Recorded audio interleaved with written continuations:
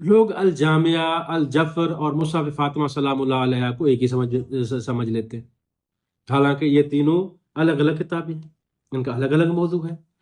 الجامعہ قانون اور فقہ کی کتاب ہے، الجفر مستقبل اور اقتدار کے متعلق امور کا ذخیرہ ہے۔ یعنی اگر ہم یہاں سے الجفر پہ بات کریں تو ہم پچھلا موضوع رہ جائے گا، اس کے لیے الگ موضوع ہے یہ۔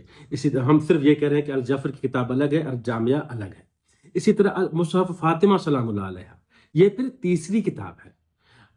پھر مصحف علی علیہ السلام، یہ پھر چوتھی کتاب ہے۔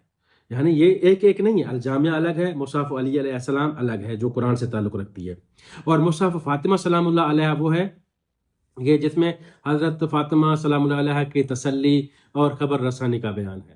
اور کہ مصحف امام علی علیہ السلام قرآن ہے اور اس میں قرآن کی تفسیر ہے۔ یہ بھی فرق ہوگا، مصحف علی علیہ السلام مکمل قرآن اور اس میں امیر المومنین کی تفسیر رسول خدا سے املا کی ہوئی، اور مصحف فاطمہ سلام اللہ علیہ اس میں قرآن نہیں ہے بلکہ تسلی اور خبر رسانی کا بیان ہے۔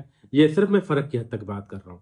ان میں سے کوئی بھی قرآن کے مقابل نہیں ہے اور نہ ہی قرآن کا بدل ہے، سوائے مصحف علی علیہ السلام کے، جس پر ہم انشاءاللہ کبھی موقع ملا اور آپ کی طرف سے اگر خواہش کا اظہار ہوا تو ہم اس پہ ضرور بات کریں گے کہ مصحف علی علیہ السلام اس کی حقیقت کیا ہے۔